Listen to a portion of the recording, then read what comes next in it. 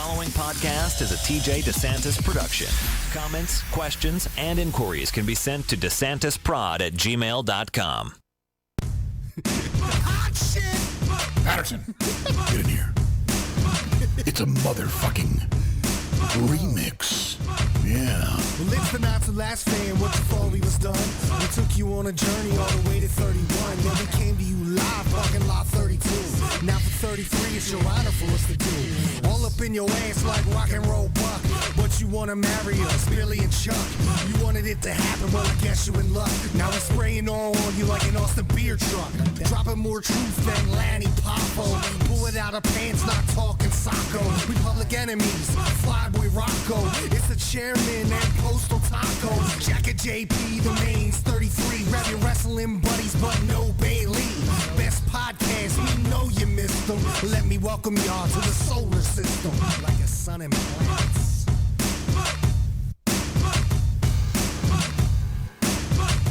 I wish I could bring the sun down to burn the shit out of here.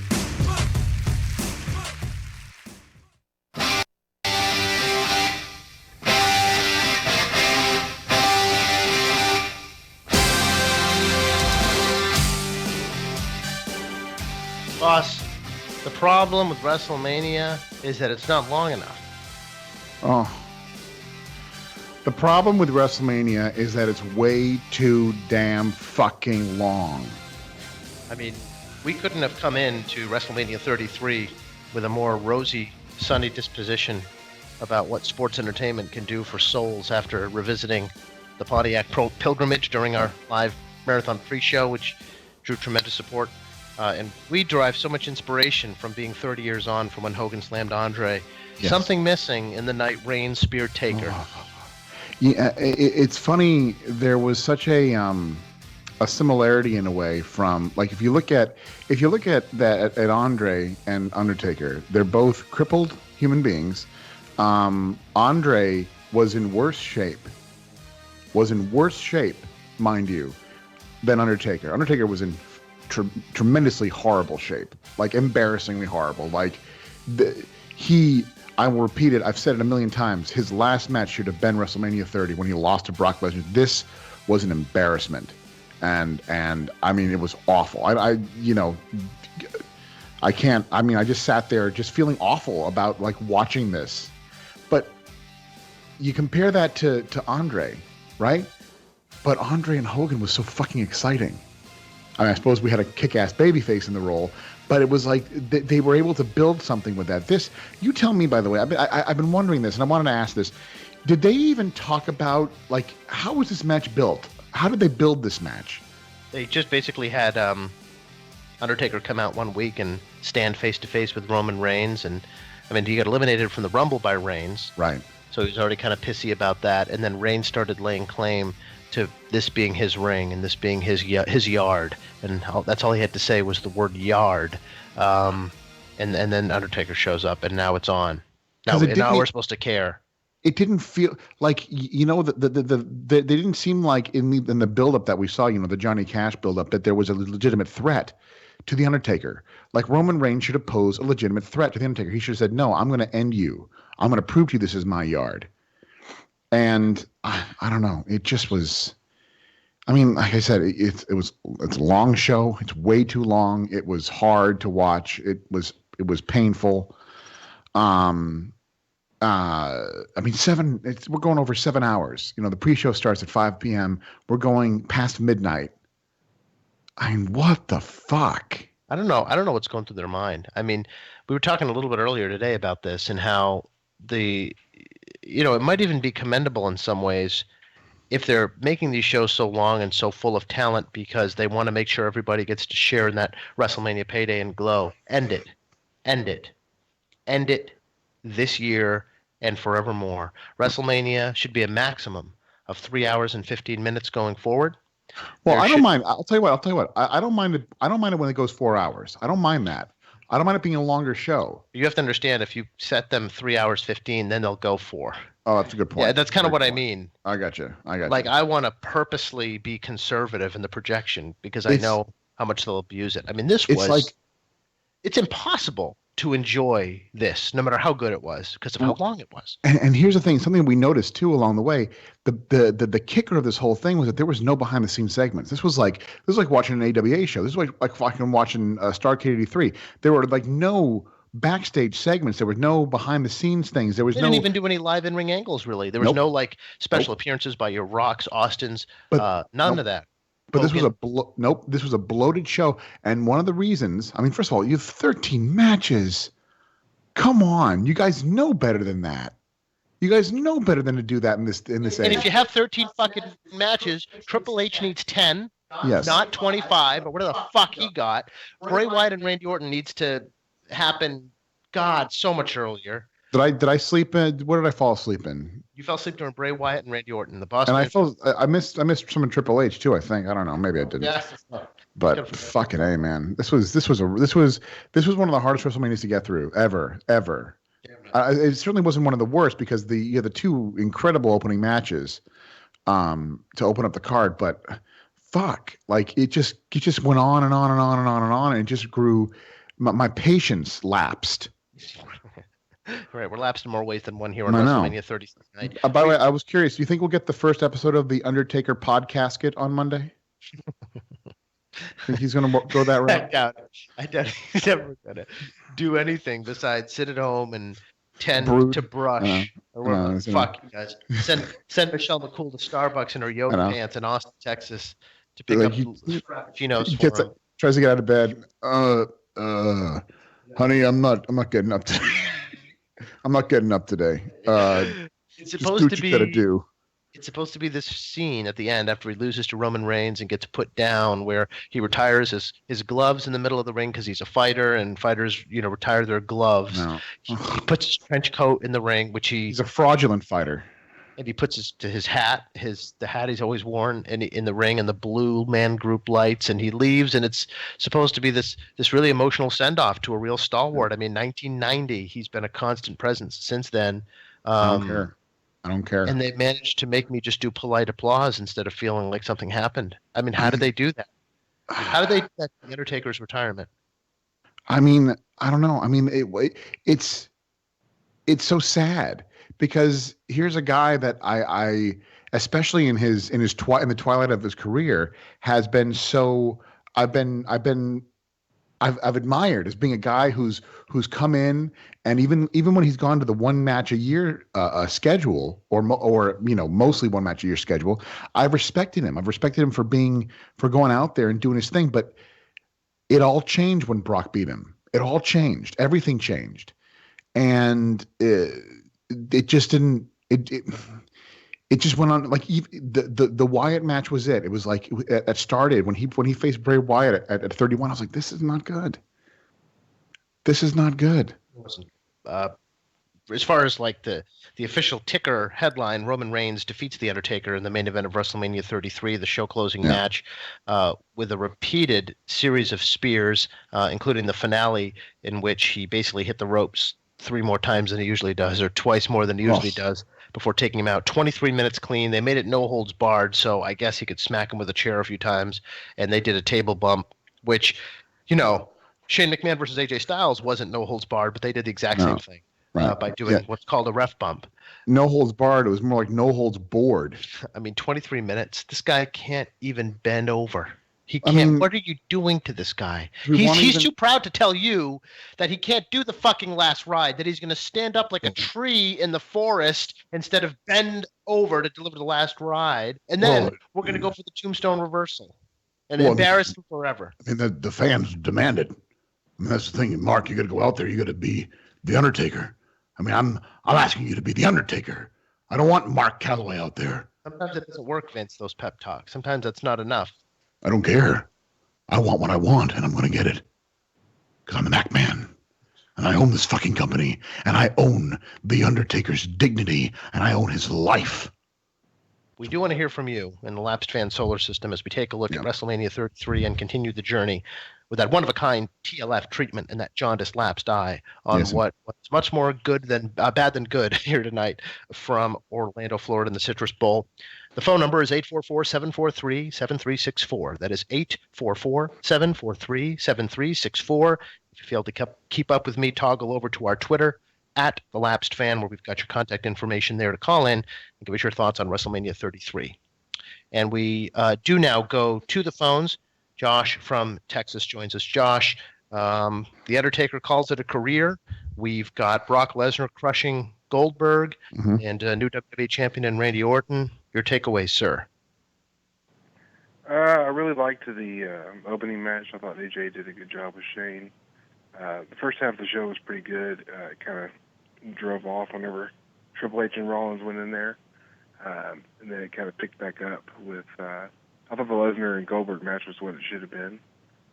The main event was, Undertaker's, he's not anywhere near where he used to be, but Roman did what he could, but it definitely wasn't a good send-off for him. No. Was that sad to you, the way it all ended for Mr. Mark Calloway? Not really. No, I've never been a big Undertaker fan. So yeah, fuck him. That's really bothered me, really. Yeah, it's not like he's put a lot of years in. Fuck him. No, fuck him. He's a piece of shit. I thought he just kind of lived the gimmick. He was dead out there, and he's living the gimmick to the end. That's funny. Any other highlights for you? Any take-home points? Good or bad, actually? The highlights were I really liked whenever the Hardys came out. I didn't expect that. That was enjoyable for sure. It kind of made me feel, back in the day. But can I ask you why was it enjoyable? I'm sorry. Why was it enjoyable to see the Hardys come out again? For you? Well, it's kind of a redemption story. Obviously Jeff, he had a good push in the WWE multiple times and kind of fucked it up with his drug use, and Matt was kind of thrown to the side and through their own creative, especially Matt particularly. He really had a vision of what he thought the Hardys could be, and told a story. It was a highlight of TNA for sure. TNA's a shit promotion, and the Hardys carried it for a while. And he kind of, made his way back, and now they're back in, and we'll see what happens. I don't know how the schedule's going to go with, But, you got these two guys who haven't been in the company for, what? I'm going to say 5 to 10 years, I don't know, 7 years. And they come right in, first match back, they win the tag titles. You get 3 hot teams who have all been working their asses off, trying to make shit work. And the Hardy Boys come in and say, fuck it. Here, they're mine. Granted, not their decision, obviously, but nonetheless, it's like, I don't know. Again, we got a 20-year-old team here with the Hardy Boys coming back in. It's like, I don't know where to draw the line when it comes to these part-timers and these old-timers coming back in. But, to each his own. As far as with the old-timer guys coming in and doing that, I'm not a huge fan of just the old guys coming in and working matches, but if you're looking at that particular match, it's not like, Enzo and Cass Enzo's just a guy that can work the mic, and Cass is still green, and then Gallows and Anderson, they're bland, but of course people think they're good because they work New Japan, and Cesaro and Sheamus they're a good team, but you're gonna go with what's hot. That's the way WWE is. They've got plenty of steam behind them, so the Hardys are going to be somebody that they're going to go with, but we'll see how they treat the characters and if they let them kind of work themselves out or not, or if they just become another team in the mix. We will see that. It's a good lesson to learn. Certainly see, Josh. Thanks a lot for the call. Appreciate your insight here on the live WrestleMania 33 post-fight show from the Lapsed Fan Wrestling Podcast. In that ass. On a rather special day, 30 years out from WrestleMania 3. It's supposed to feel a little different, but we warned you that it might not feel the way it's supposed to. Caveat to Boss's feelings on the Hardys. He hates the Hardys, has hated the Hardys for a long time. Even beyond what he said, keep that in mind. That's coloring his viewpoint. What? That's your hatred for them. Yeah, but still, nonetheless, it's like, I don't know. It just seems like... You realize after a while that they keep going back to this whole... they keep taking the fans for this ride where they can't get them invested in anybody new, for sure. They get them all sparked out. The fans seem invested in fucking Cesaro and Sheamus. Yeah, well, that's true. They can't get them invested in the people they decide ahead of time they ought to be invested in. I'll give I you mean, that. but like, And what so the Hardys are the next one. There'll be somebody else. It'll be redemption stories, right? You go away for 10 years, you come back, and I feel so good. I don't feel good. I don't give a shit. I don't care. Like, I mean, Is that okay? I do have a vendetta against the Hardys. We all know this. But the thing is, why? Their faces look annoying. I don't get. I never have understood the. I mean, actually, you know what? I take it back. I like Matt Hardy. I think Matt Hardy is an underrated performer. I think he got the. I mean, I think in a way he got the short end of the stick in 2005 with the Edge stuff. But then again, Edge was. You couldn't turn away Edge. Edge was it was a steamroller. But Jeff Hardy, this guy. I mean, good for bravo. You're a stunt man. You can take risks. He jumped off the ladder. Absolutely did. He was above the tag belts. He was that high. Tag belts. Absolutely right. But why? What purpose did it serve? People were already invested in them in the match. It didn't do anything except say, "Hey, wait a minute, I got to do this because this is what I do." I care about me. Right, care about me. Hi guys, look at me. I'm way up here. Hi guys, I'm way up here. Come care about me. I'm gonna do my spot. Greasers. I'm about to. Hey, at least you didn't wear that fucking paint.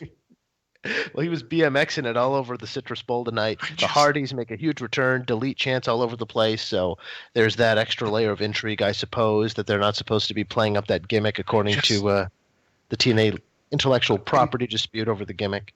I'm a fan of the part-timers. I'm a fan of that. I think it's fine. I think it creates good intrigue for certain players, but I don't agree with what they did with the Hardys tonight. I do not agree with giving them the tag titles right away. I don't know what that's supposed to mean. What that's supposed to prove. It means that they don't think anybody gives a shit about their existing tag teams. They're going to break up Enzo and Cass.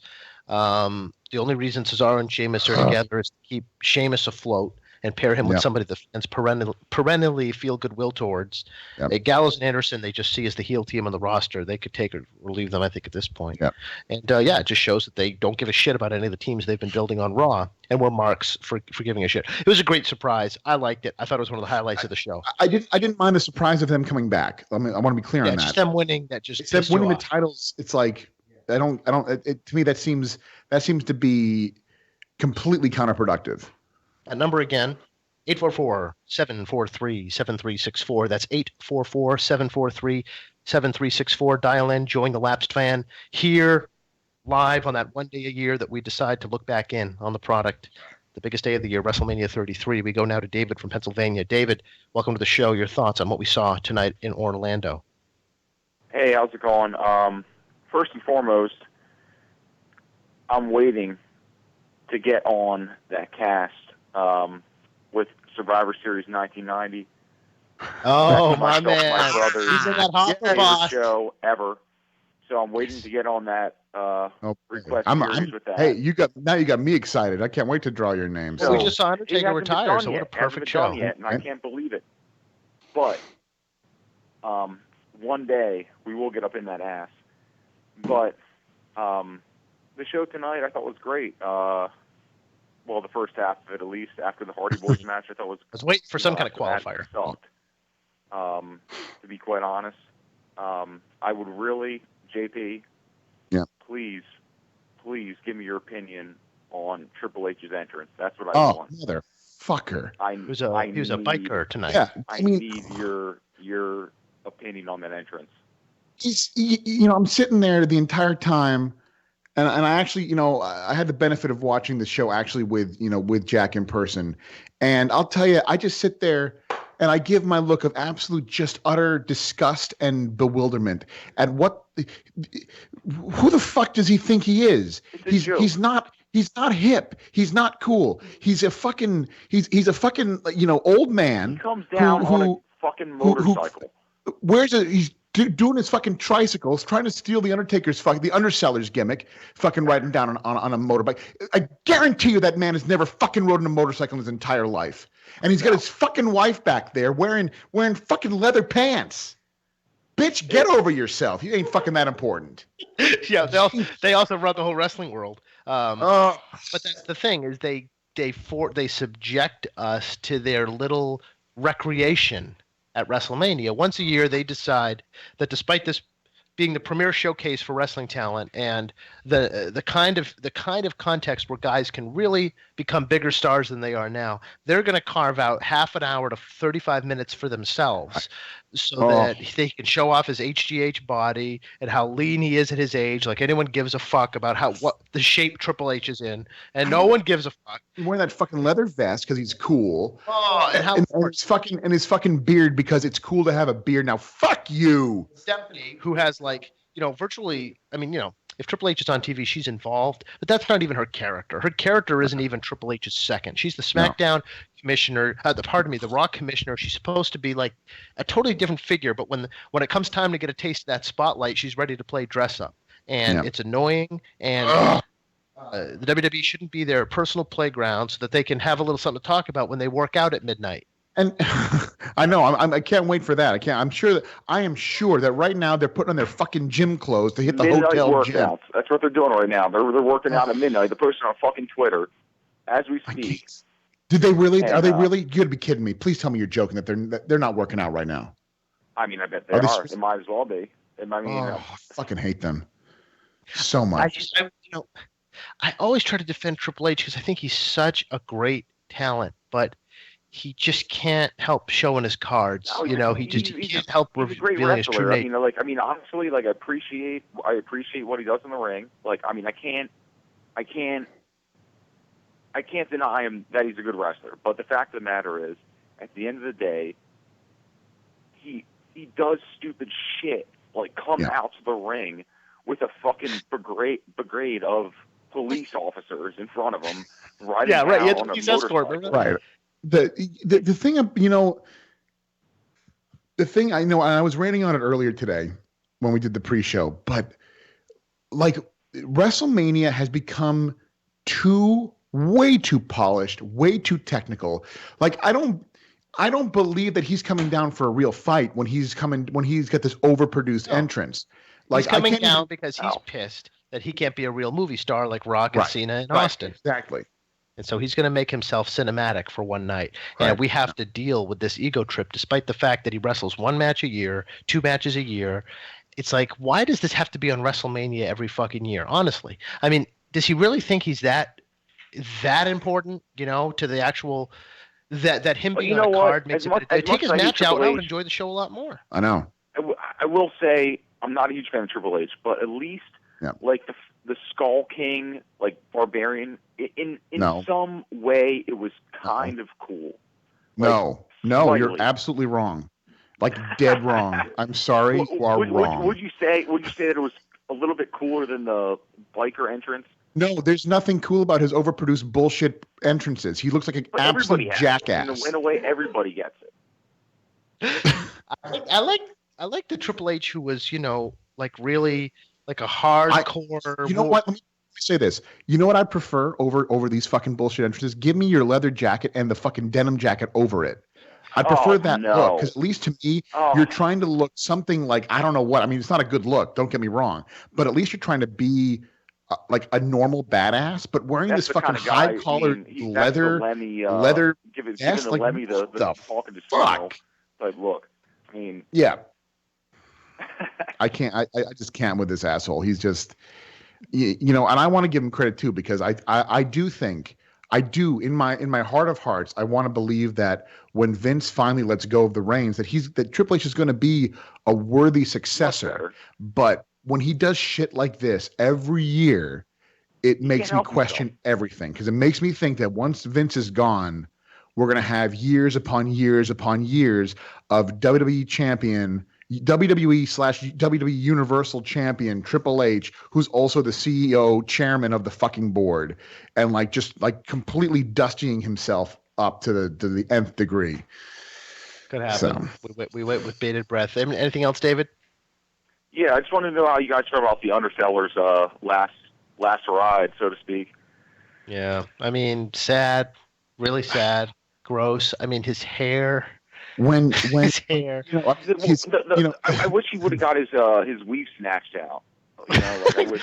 Well, why would he I would- stop shaving his head into the mohawk? I mean, the Just guy. do the fucking I mean, the mohawk was You know great. damn Look, well like- half that hair's fake. I mean, it's pathetic. I mean, LeBron James should have stood his ass up again in WrestleMania. That would have been He looks like Gene Simmons. a great last ride, so to speak. he when they were showing the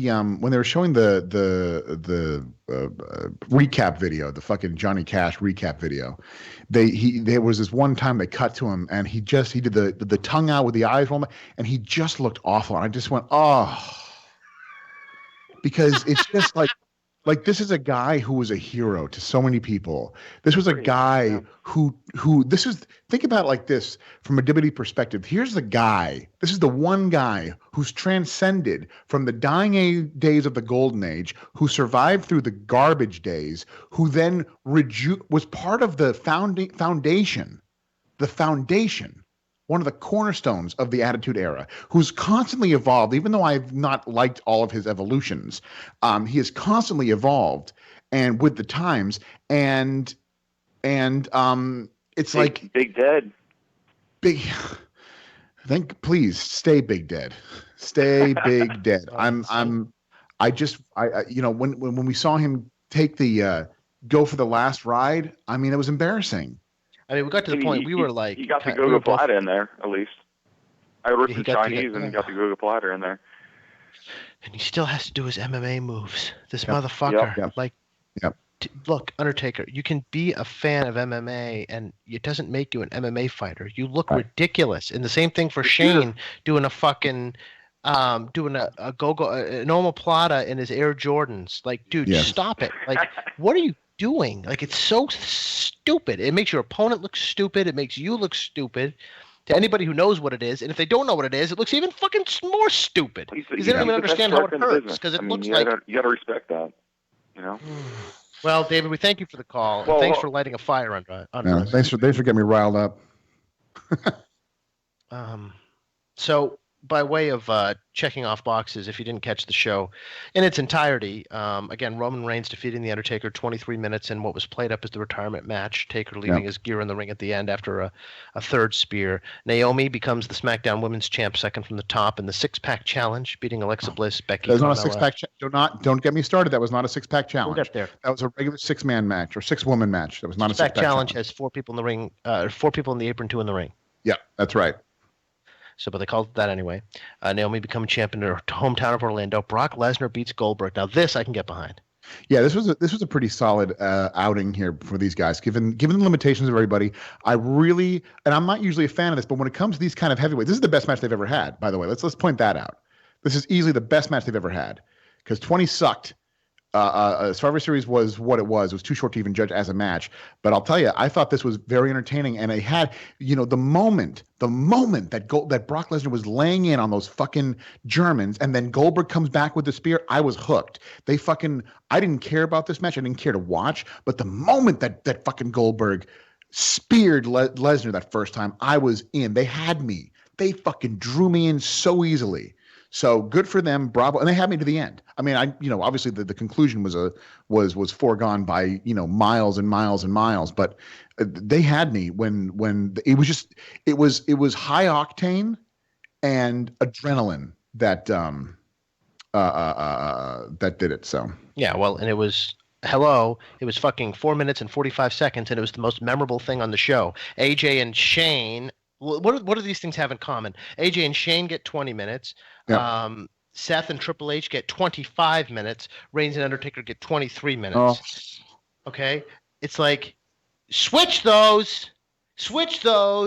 I mean, I understand that Triple H and Undertaker and Shane bring a certain degree of star power and panache to the show, and you want to have that. You want all hands on deck at WrestleMania, but they don't have to be the predominant segments where we're forced to deal with them for the longest period of time. Seth Rollins did defeat Triple H in 25-22, non-sanctioned, of course, allowing for some table usage and other gimmickry, but he got the job done against Triple H, and it was a good match. It wasn't anything bad. It was just kind of gratuitous. Orton beats Wyatt to become champ, as we said, in 10 minutes 30 seconds. And they had a video. They actually did it. We've talked about it for a long time, and they actually had a fucking video, Matt. they covered the entire surface of the mat in a video projection of beetles or They're worms. maggots. I think they're maggots. Fuck is this? Either way, it doesn't matter, right? I mean, I don't want to be an old fogey, but these guys are making me want fucking Luthez back. I mean, it's that far. It's too much. I mean, it's too much imagery. This is more cartoonish than the fucking In Your House game where you'd hit somebody and the fucking blow up. And the black light look and everything. I'm like, come on. Give me a dark, drizzly fucking Lowell Memorial Auditorium. Give me something that sucks like that. This is what we want. They think I don't want it. They think we're impressed, or at least they think that any attention this will get them in the Television Graphics Association conference is going to make a damn. Fuck that. The apathy that's set in around their product, and it's not. It's going to go in the opposite direction. It's stupid, and it's gimmicky.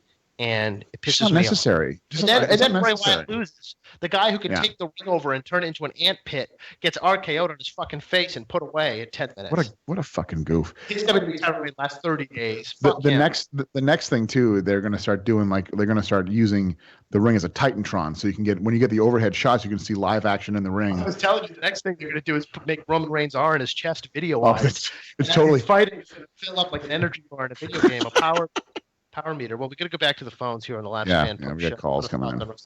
Real quick. Can I like pay you guys money and then I can talk? Yes, that's the way it works. I'll pay you. All right. Can I just ask you? Are we supposed to suspend disbelief, or are we just supposed to believe that it's all bullshit? Because if we are to believe it's all bullshit, then sure, enjoy the fact that the ring can be an ant farm. Enjoy the fact that everything is nonsense. Like, I can't suspend disbelief, especially if you're going to use MMA moves. Right. Have those MMA moves. Want to be taken seriously. Well, have those MMA moves finish fights, because I see fights every week when there's a fully locked in triangle. It's done. It's over. Well, think about this, TJ. I mean, the Lesnar Goldberg match was like an MMA fight in that it was just power output from two heavyweights till one guy fell down.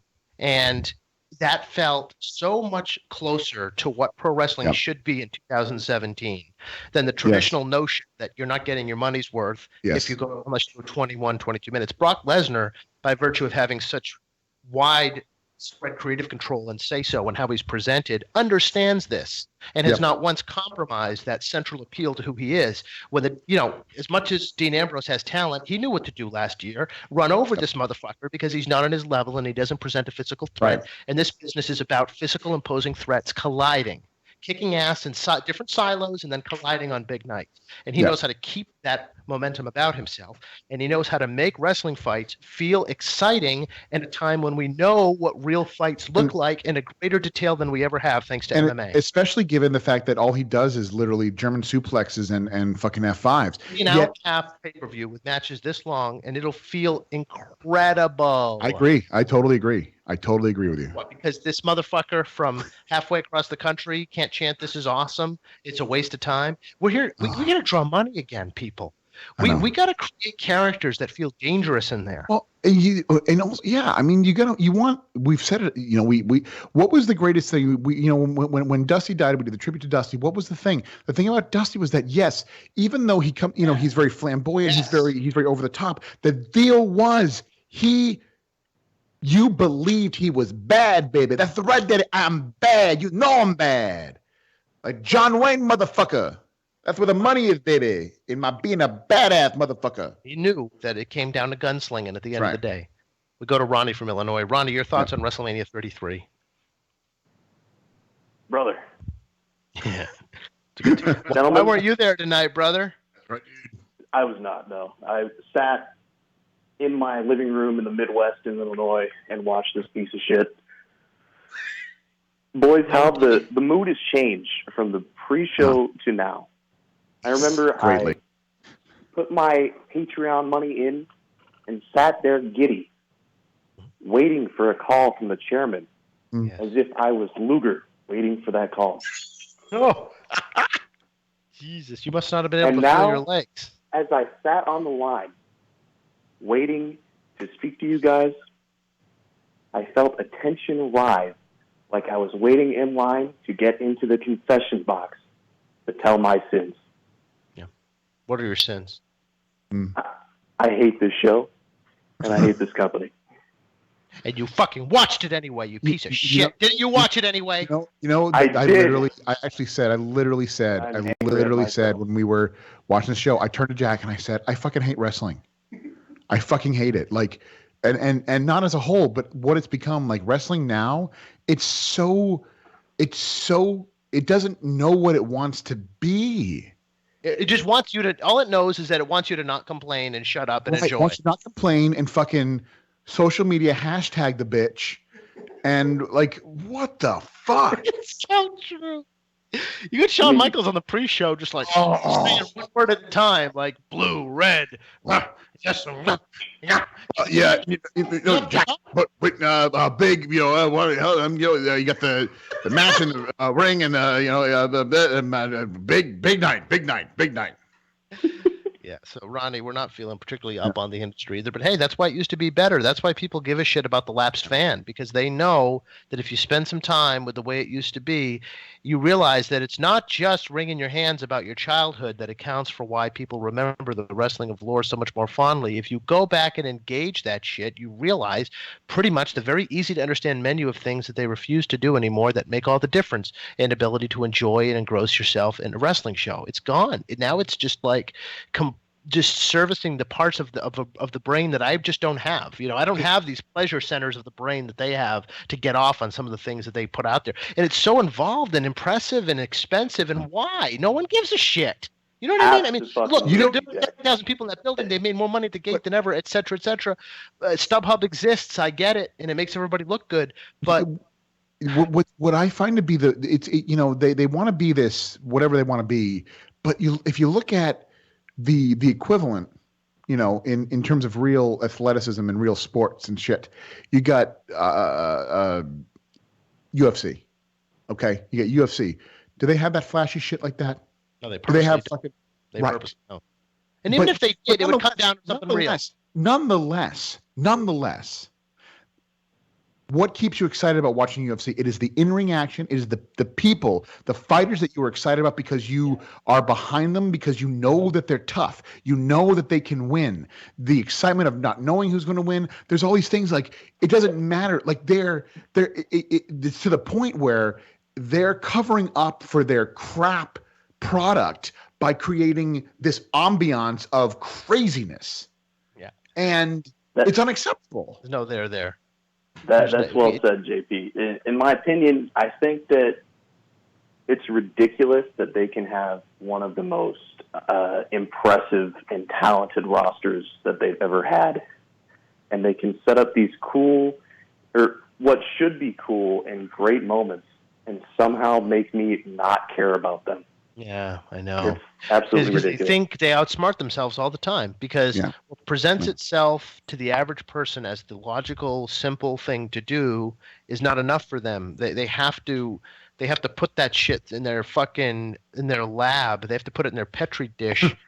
And fucking force in different atoms from the different masters they believe they have to serve, as far as being this in the entertainment space and being this in the television production space and being this in sports.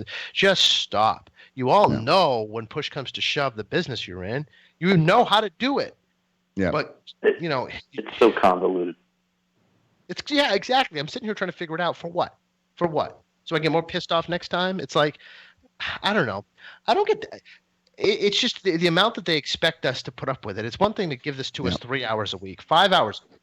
But when you make us sit here for 7 hours and make us and we're supposed to feel like it's the biggest fucking thing we've ever seen, there's a big disconnect there, guys. I mean, I'm sorry.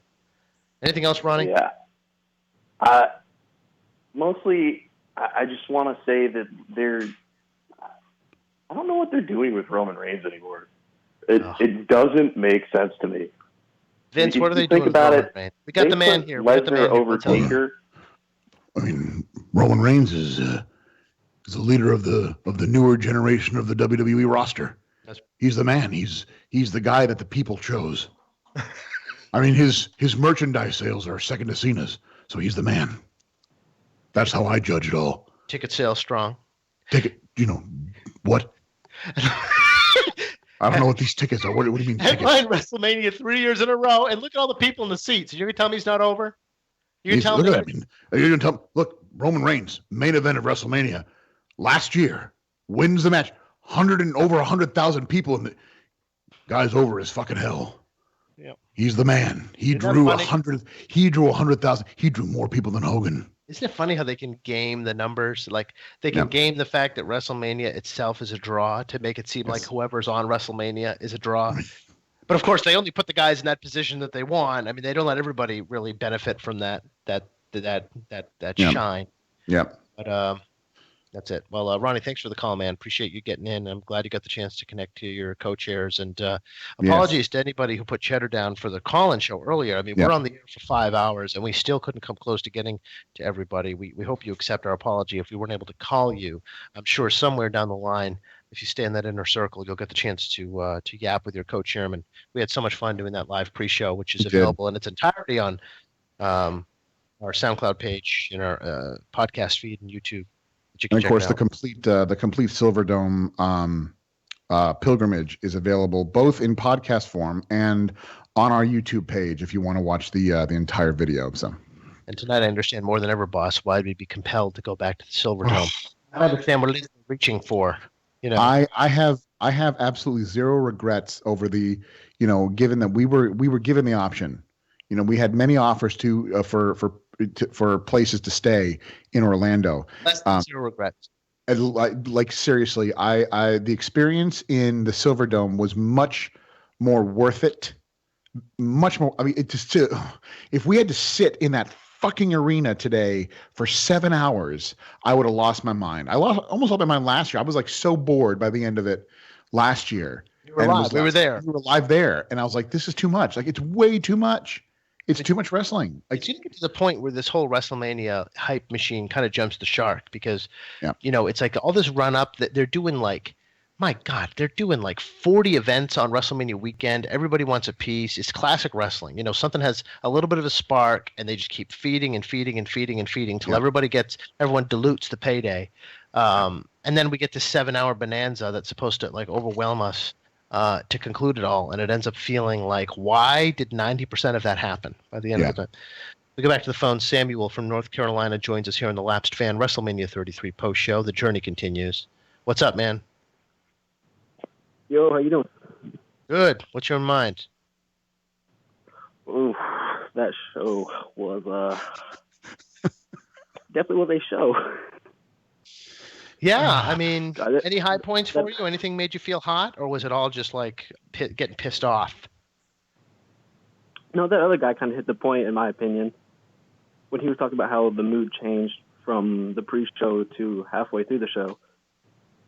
Up into that Pitbull segment, I was feeling it. Then it kind of just fell off a cliff. You didn't give Pitbull the green light? No, Pitbull doesn't get a green. Shitbull doesn't get my fucking. You mean Big Vito? Yeah, I mean Billy Big Corgan. Vito with his fucking sunglasses. Jesus Puerto Rican Billy Christ. Corgan out there looking like. I can't. Look.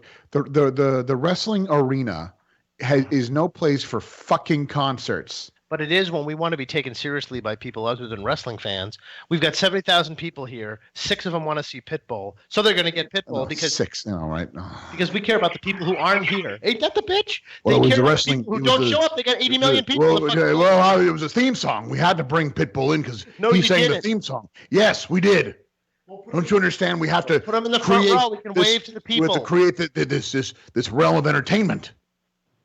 Entertainment is what matters. People's entertainment. And we cover all grounds. I don't get it. Why do they have to have a concert? Couldn't they just wave to the people? Why? Because we do TV. We do music. We do it all. No, you don't. Yes. They do that. You didn't create them. What are you talking? We are a full-blown entertainment vehicle. All forms of entertainment. Yeah, the vehicle's driving right off the fucking cliff is what that vehicle's doing. Samuel, anything else? Yeah. You guys keep talking about the Undertaker. He did the last ride. That was like really embarrassing. But did you guys see him try to set up? He looks like my father getting out of bed. He shakes like someone who hasn't done a setup in 40 years. Dude, I mean, the it Undertaker was like watching looks a really old dog. the old dog. He's got that put like down, that but the skin. owner's really attached to it, and they don't want to do it, so they just let him walk around in pain. Yep. I mean that's what he looked like. I mean, he's got no cartilage on any part of his body. He's fucking, he's got those leather bitch tits that he's got wearing there underneath that that black tank top of his. And it's like, here's a guy that we all as wrestling fans loved and respected. Don't want to see. Want to see this. And we don't want to see it against Roman Reigns for sure. No. Like Reigns is standing there like, I don't want to put the big dog down. I'm going to cry. Who gives a fuck, Roman? Are you here to kick ass or not? Are you here to look sad? Because we're done with that shit as far as top baby faces. I'm sad. Undertaker's hurt. Fuck off. Hey, Roman, go be a fucking little teapot with your daughter, all right? Leave me the fuck alone. Yeah. Go pour another English breakfast. Dude.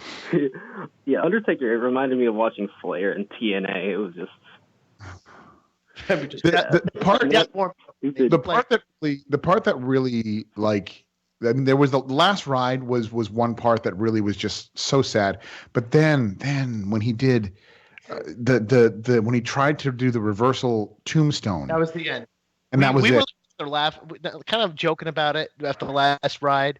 And then when the tombstone failure happened, Boss, me and you, we went silent. And we don't go silent that often. No. That meant something really sad was happening, and we didn't even feel right about making. You know what that reminded me of? It reminded me of when Flair faced Michaels, and Flair couldn't do the bridge. Same building. Yeah, same building. It's a cursed building for old timers. Where all-time legends go to peter out. But Samuel, thanks for the call, man. Appreciate you joining us here in the Lapsed Fans Live. WrestleMania 33 post-fight coverage. Doing the best we can to bring you the take-home points, the way you ought to feel if you acknowledge the truth about professional wrestling, which is that by leaps and bounds and in every conceivable way, it used to be better. And to argue counter to that, is a more exhausting exercise than actually watching WrestleMania tonight. So why would you bother? 844-743-7364 is the telephone number. That's 844-743-7364. Suit Williams is back in the spot. He joined us on our Mania Marathon pre-show before we went live in Orlando tonight. He's back here with us to talk about what we just saw. Suit, what's on your mind? Takeaway points. Well, I thought the show was pretty good, but that doesn't make for good talking, so I'm going to talk about the bad stuff. That was good. We're good. We go with what's good. We can talk about what's good. Well, there was one thing I wanted to talk about in particular, and it was and it was the security guard thinking it was a shoot with old Gronk in the crowd. That was fucking hilarious. That was amazing. She just thought he was jumping over. It's like, lady. She thought that was her moment. It's fucking fake, lady. Like, stop. It's fake wrestling. Just calm down. And something else I wanted to talk about was just how bad that Orton-Wyatt match was. Oh, my God. Are you going to tell me that you weren't impressed by the bugs on the ring? Do you remember that show on NBC, Fear Factor? Sure. It's like they were doing the eating challenges on Fear Factor, like they were doing the zoom-ins on what you had to eat to get to the next round. The only difference was it was me as the fan eating shit the whole time. Yeah, right. Yeah. I mean, what the fuck? First of all, they know better than to act like anyone's going to care about another Randy Orton title reign. Yeah. I guess they gave Randy Orton the Royal Rumble as payback for taking Brock Lesnar's elbows and getting concussed at SummerSlam. And it's just like, don't you guys know better? Like, look, Randy Orton, done in that position. Great performer, done in that position. I mean, what are you doing? I mean, I couldn't tell you anything because I was sleeping through that match, so. You literally fell asleep. Literally fell asleep. You know, Bray Wyatt, not only the eater of worlds, but the eater of shit tonight as he gets knocked down a peg, as he deserves in that pecking order over at World Wrestling Entertainment. And now we look forward to another 2 months of Orton opening up SmackDown with a 15-minute promo about how he is a cold, icy viper. Orton has returned. I'm an icy cold bitch. I'll take shit in your gym bag. All right. Anything else, Sue? Yeah, I just wanted to say that I thought the match could have been good, and like the feud, like everything up to where Wyatt won the title was fine. It's when they started doing the goofy Sister Abigail supernatural crap. That's just where I checked out. Right. Yeah. I mean, how could you not? I mean, unless you're like 5 years old, literally, unless you're like 6 years old, how can you not check out when they're talking about Sister Abigail's spirit and all this stuff? It's like, hey, there's a reason you got to go this far with this match because it's not a very good match. I always liked the idea of it being this dark kind of cult, almost voodoo-y type thing. And I liked the idea that he believed that he believed. But, it's like, it's the same thing with, it's the same thing with Papa Shango. Papa Shango debuts. He's just, a voodoo doctor, whatever. It's like, okay, it's goofy, but it's nothing too over the top. But then he starts giving the Ultimate Warrior fucking, vomit, makes him vomit the black ooze. It's like, okay, well now I don't get it. Like you want me to believe, right? That, I mean, we can believe that. I mean, it's like, because here you want to say, where were all the voodoo doctors in the NFL? Like, how come they don't play football either, but they're all wrestling? Yes. We can believe that there's someone out there who would be a pro wrestler who's crazy enough to think that they have superpowers and that they derive superpowers from a barn in Louisiana ripped off of whatever that show used to be on HBO with the Louisiana Silver King or whatever the fuck they called it, the White King with Matthew McConaughey. The fuck was the name of that show? Right?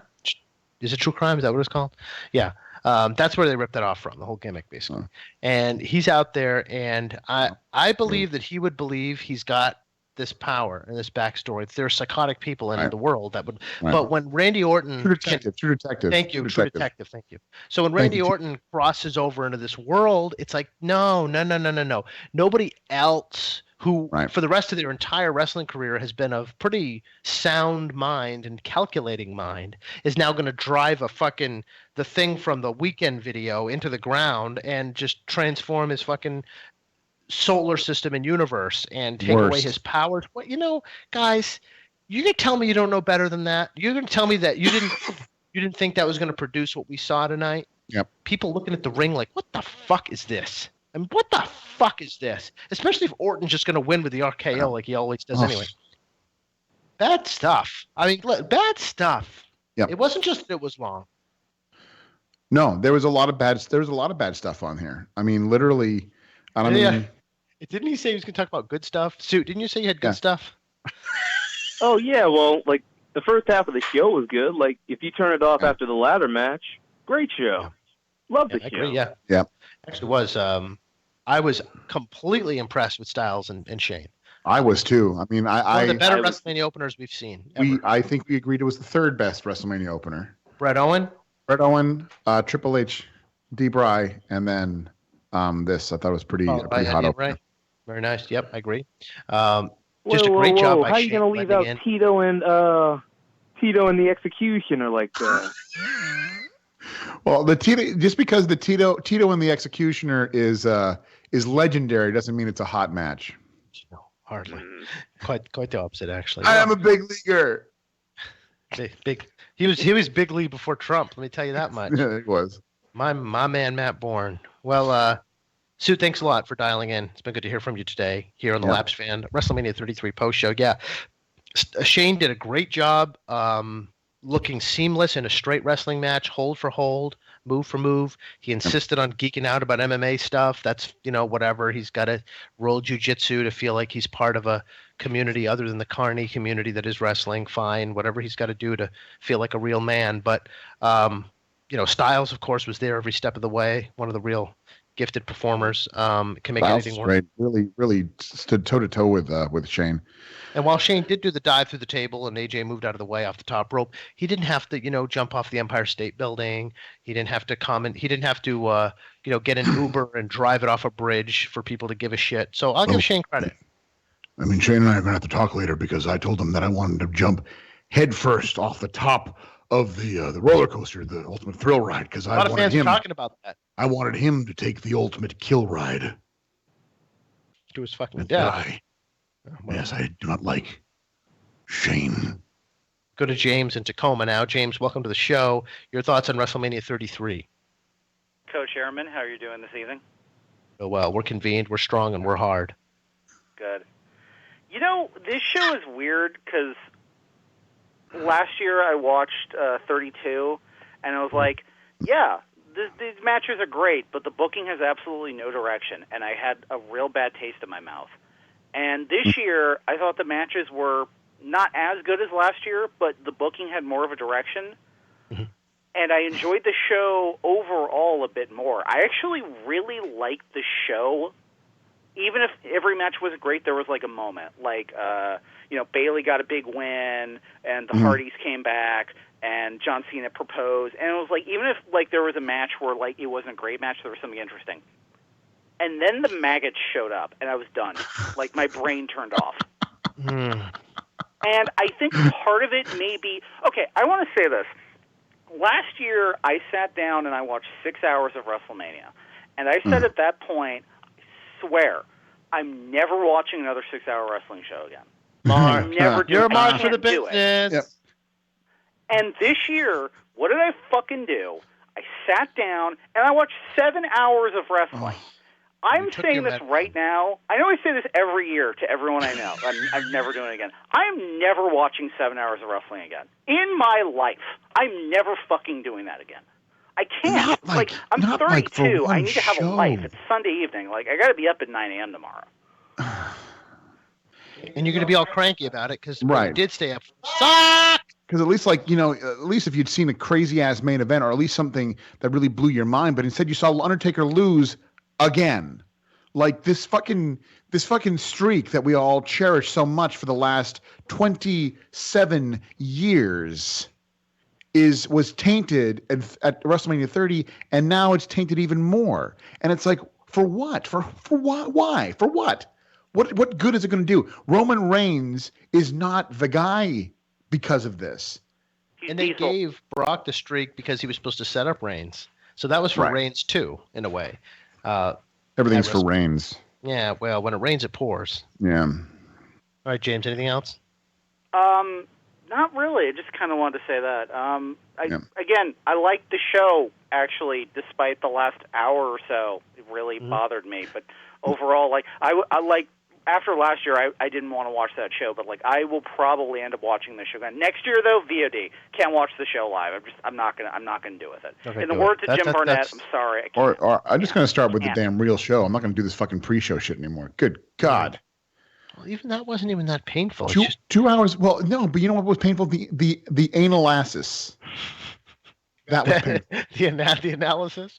Yes. Yeah, we're gonna get Jerry Lawler, we're gonna get Booker T, and we're gonna get Shawn Michaels to stand around and try to analyze play fighting.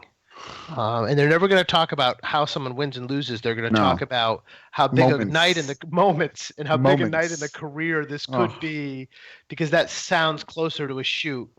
And then we're going to go to Sam Roberts, who's going to stammer all over the place, and we're going to go to Sam Roberts, Rosenberg, who's going to keep that sinecure secure, and it's all going to be a big stroke job, and it's all going to go up in some fucking thin air. As soon as something is said, it just goes up in a puff of smoke. So great stuff. Great, thanks. A lot to sink my teeth into. Oh, do you like that Triple H got his own licensed music for the pre-roll video? He got a Metallica song licensed just for his build of the Rollins match. He had his own deal. Isn't that great?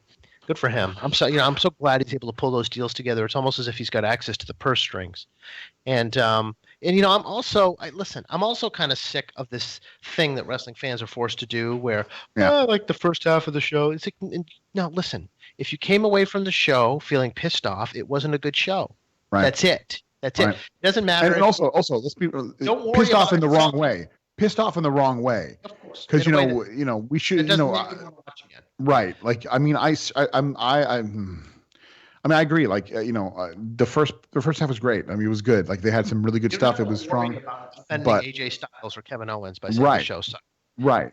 Not their fault that it was structured the way it was. So give it up. Look, a match can have a pay-per-view can a 3-hour pay-per-view can have 2.5 hours of awful matches and have a 5-star match in the main event, and it was a great show because of the way you feel when it's over. It's that simple. And if you're left to feel frustrated and that you don't want to do this again at the end of a wrestling show, it was bad. It's like there was a good fight scene in the beginning of the movie, but I went home thinking it was right. I regretted finding the Snake Eyes. You get this fucking crazy ass opening shot, this Brian De Palma like one take shot that goes on for 20 minutes, and then all of a sudden the rest of the movie sucks. So it sucked. What's hard about that? I mean, there were good matches, sure, but it's just this is supposed to be judged as a show. I'm judging it as a show. I'm pissed. And it was, I mean, it's just, and the ending too, like Undertaker getting his crazy ass little swan song moment there. Like, just get the fuck out of here. Is that right, dude? Get the fuck out of here. I'm done. I appreciated it. It just couldn't have come the worst time. You know when I appreciated it? WrestleMania 30, right. When he had that same exact fucking moment when he lost the fucking streak. We go back to the phones. We're so excited here as another chapter gets added to the WrestleMania legacy here in Orlando. Just give me a 1987, please. We go to Clark from Jersey, who's joining us on the program. The number, by the way, 844-743-7364. Clark, welcome into the program. Your thoughts on WrestleMania 33? Well, like you were just saying, I came away with a fucking awful taste in my mouth. So yeah, show sucks.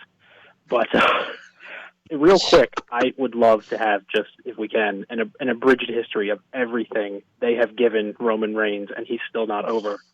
I mean, he never took the pinfall when he was in the Shield. He won the Royal Rumble. He was going to main event. He was going to win against Brock in the main event of WrestleMania until they got cold feet. I mean, that year Vince came out of retirement to feud with the guy. He won the title for the first time on Raw in like 4 years.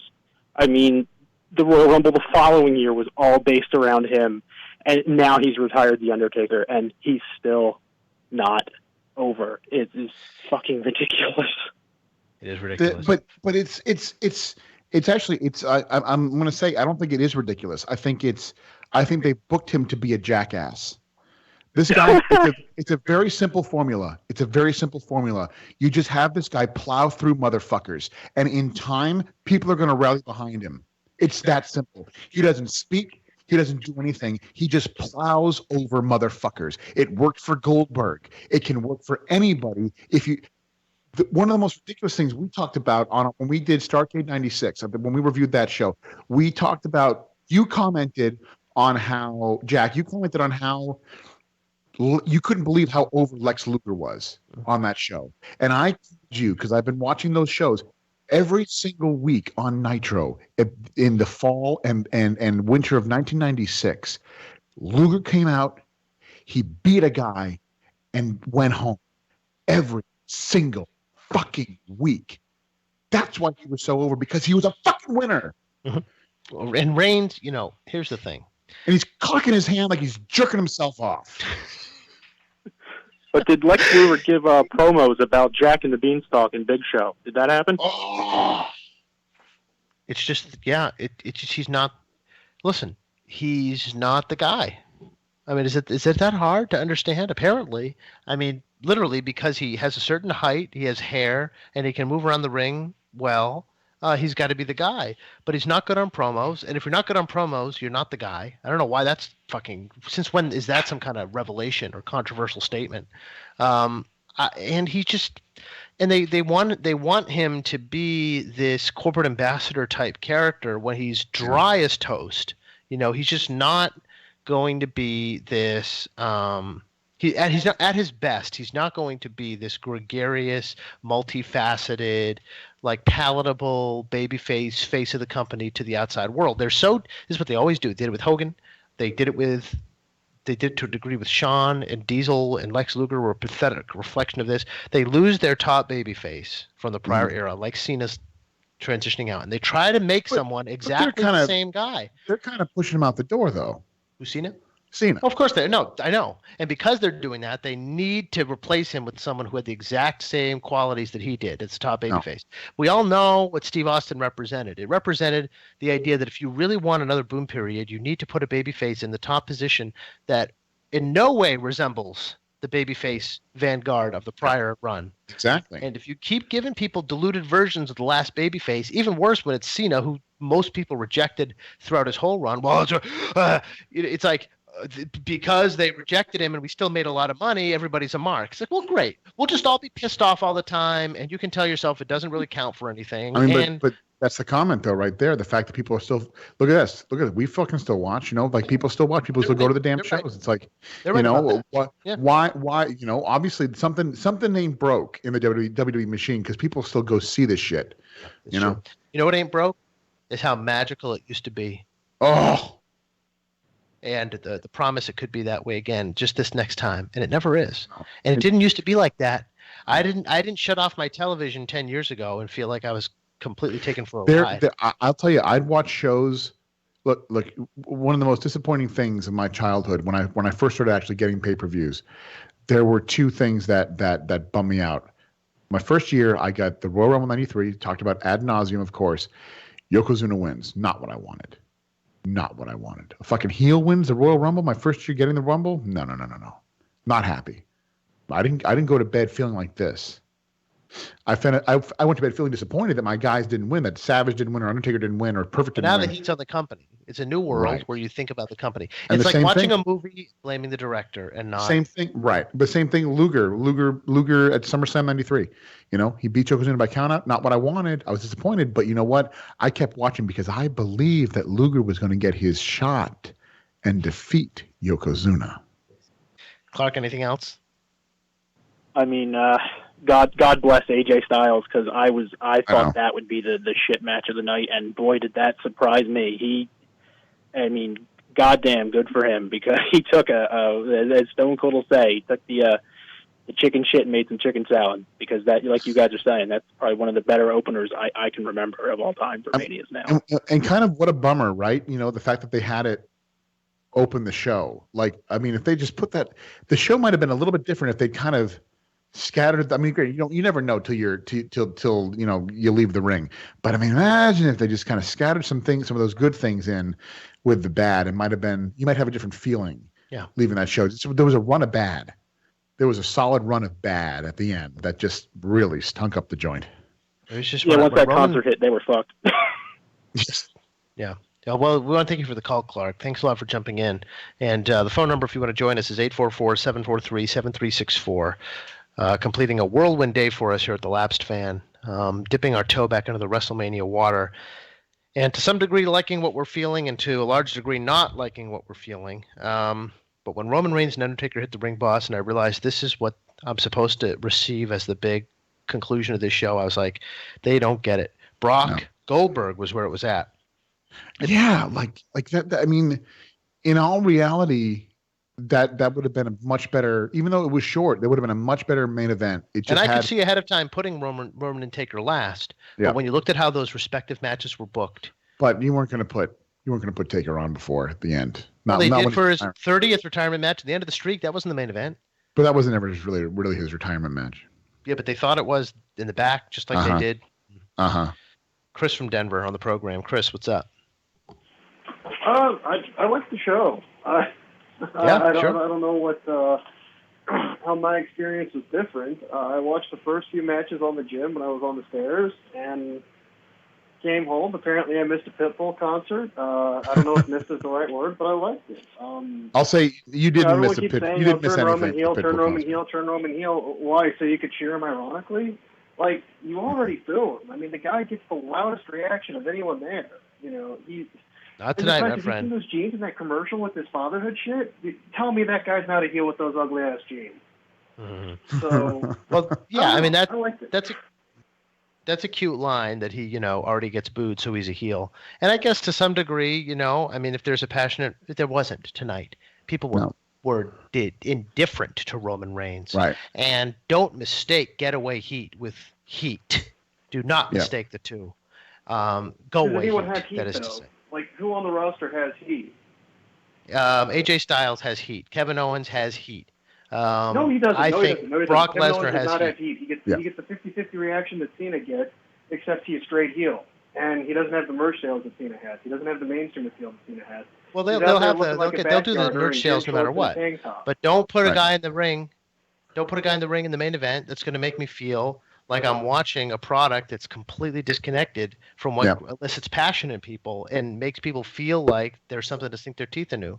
I mean, if you watch the Roman Reigns outcome and you're watching and listening to what's happening in the ring instead of thinking about who's tweeting about it, you have to acknowledge that that is not how a main event of WrestleMania is supposed to feel, and that is not how the winner of WrestleMania is supposed to make you feel. Indifferent, which is what it was. No, I think the main event was poorly booked. They should have done a match stoppage chair shot. They should have just hit him with the chair and the rest way him off.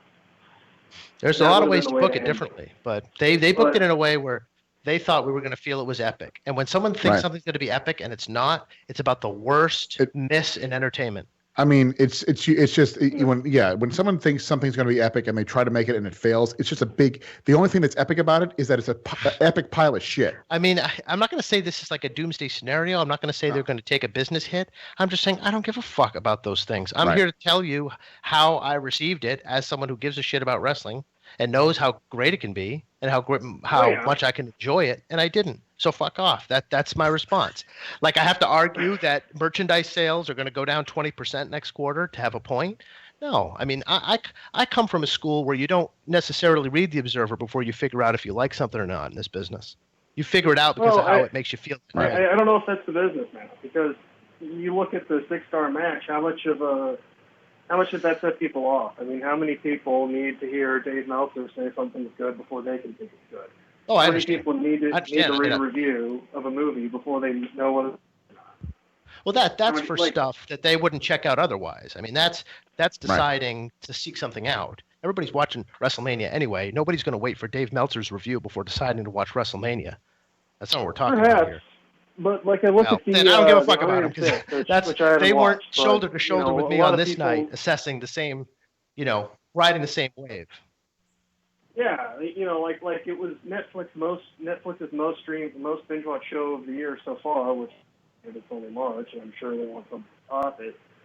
But the reviews hated it. It seems like it fell off once it got bad reviews, and I don't know if that's people just didn't watch it again or bad press got out, but I don't know. And another thing too is I don't really know how they can book heat. You look at NXT, which is held up as the as like the this is what wrestling is, NXT. Bobby Roode beat Shinsuke Nakamura, who's Nakamura's uber babyface, arguably in the world. He got cheered for beating the best guy in the world as a heel, and if you get cheered beating Nakamura, I really don't know where it's going. Like, I don't... Yeah.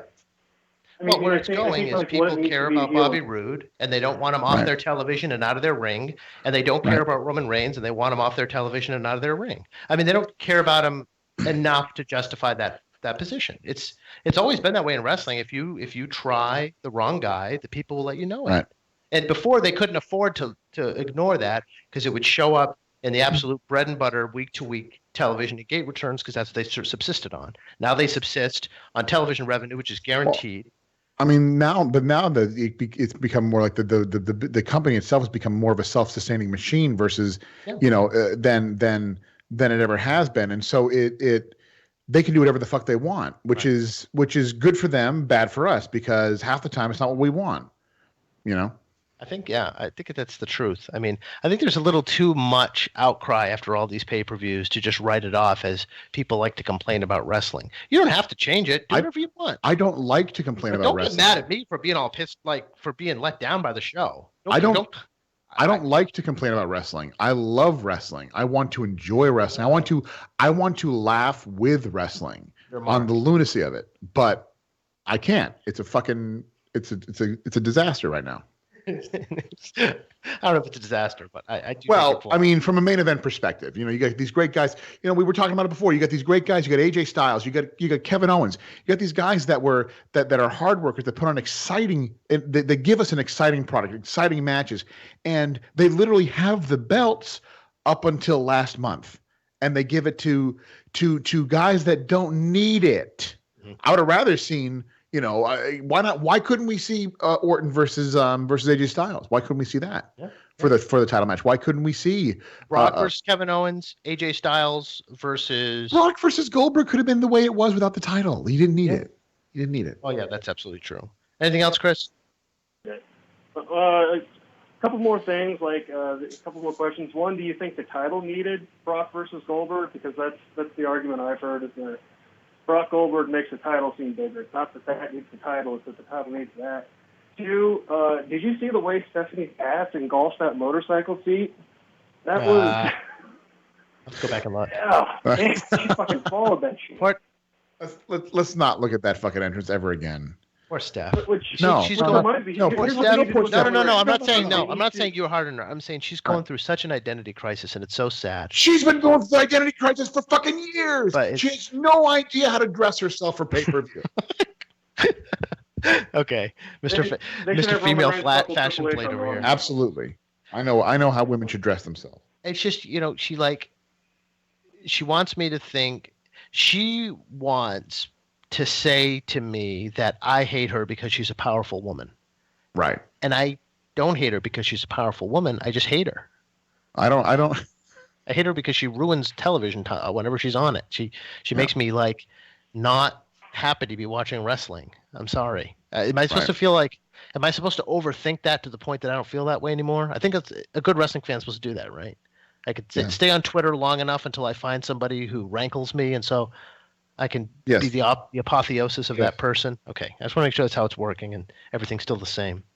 Well, Chris, thanks a lot, man, for weighing in. And Boss Man's looking at the Stephanie picture right now, I think.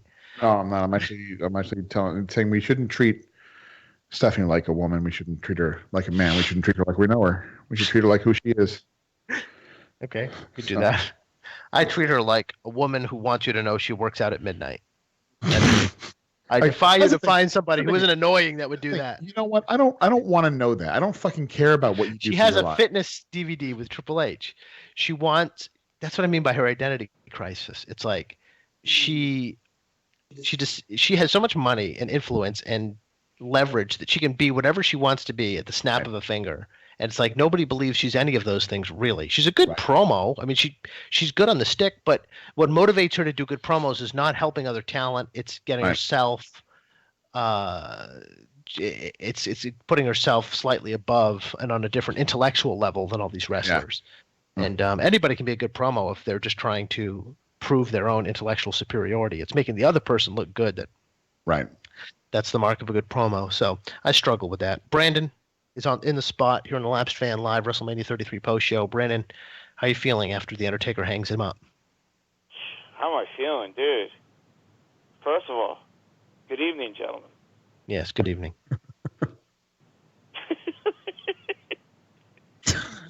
Yo, how about that Sam Roberts, man? He looked like Doink the Clown on that makeup. It's so funny how they co-opt these media types, isn't it? No. Come on into the circle. I hated it. It was so annoying. Come on into the circle and don't say a word when he had that god awful podcast, and now he's in my TV. Yeah, exactly, dude. Join the cult and don't complain when JBL takes a shit in your soup. Another guy talking over JR. Why even bring JR when you got to have that idiot JBL, that bully, that be-a-star bully? Well, you got to get JR because you got to stick a knife in the heart of World of Sport. The same reason. Yeah, I know. I know it's all business, but you know that feckless prick JBL. So tired. Yeah, I'm on TV every week. I'm calling the matches. I'm trying to put this talent over. I think AJ Styles is one of the best guys we've had in years. And these people on the internet are saying Roman Reigns this, Roman Reigns that. Look, okay, if you don't like Roman Reigns, then don't watch Roman Reigns. But I'm here to talk really slow and measured, as if I have some kind of control over my temper. When in reality, behind the scenes, I'm bullying every motherfucker who walks in the locker room. Let's just put it this way, okay? Regarding JR being at the stick again. JR, one of the great, first of all, JR came prepared. That's right. JR came fucking prepared. He knew exactly what he could do for the talent. Here's a guy. Think about it like this too. Here's a guy that JR has never called commentary for. He's never fucking called a Roman Reigns match before, and he comes in fully fucking prepared. And you know what? Not even JR. Even he had to lay out. And not even JR could make me fucking care about this match. JR's, that's one point of professional pride he's always had. Bowling shoe ugly, whatever. When he knows that his credibility is going to be compromised by praising something to high heaven that clearly isn't clicking live in the building, he is going to lay out. He is not going to put all of his capital on the line in terms of trust. That's a lost art with the announcer. It's to the point now where the announcer almost purposely doesn't listen and purposely doesn't care about how the fans receive their commentary because they're speaking past the fans to this. And we've heard ad nauseum how the commentary can add, for all intents and purposes, a commentary can add an extra star or two to a fucking match. Because, part of the reason, did you ever listen to the fascinating episode of his podcast? But when Austin breaks down his Mania 13 match with Bret Hart, he goes through it like step by step by step by step. And he comments on the importance of the commentary. Absolutely. And how that commentary helped make that match that much more important. And like you said, it's a lost art. And so they brought back JR to prop up this main event to make it feel important. Taker wants you to call his last match, JR. Oh, whatever. Don't care. Or would have cared, ended up not caring. Your wife died. Does he want to call a match? Make up for it? You think that crossed their mind? What really boiled my blood with JBL was President Orange tweeted out a support to him earlier today. Wanted to throw up. That's right. I got a show on Fox News. I've had a show on Fox News for a lot of time. Look, I'm going to talk real slow. I'm going to talk really measured. And when I get in front of Greta Van Susteren, I'm going to give it to Michael. Hey, JBL, you can be on Fox News, but how about fuck you? Yeah. I mean, it's a little. That's enough of JBL. You weren't that successful in the industry, and so I kind of get annoyed when you walk around deciding who's worthy and who isn't. Pictionary match between Orton and the white Jamaican from I Know What You Did Last Summer. I was hoping that the page porn would break out during the projections. JBL, I'll come to you when I need a tax shelter in Bermuda. Until then, keep your character assessments to yourself. Thank you. Well, what else, Brandon? What else struck your fancy or not in Orlando tonight? Well, the whole Pictionary thing was great during the Orton match. I loved it. Oh my God, you love. I don't know, Brandon. The end of wrestling as we know it. That match. Pictures, but it didn't happen. Is it the end of wrestling as we know it? That match.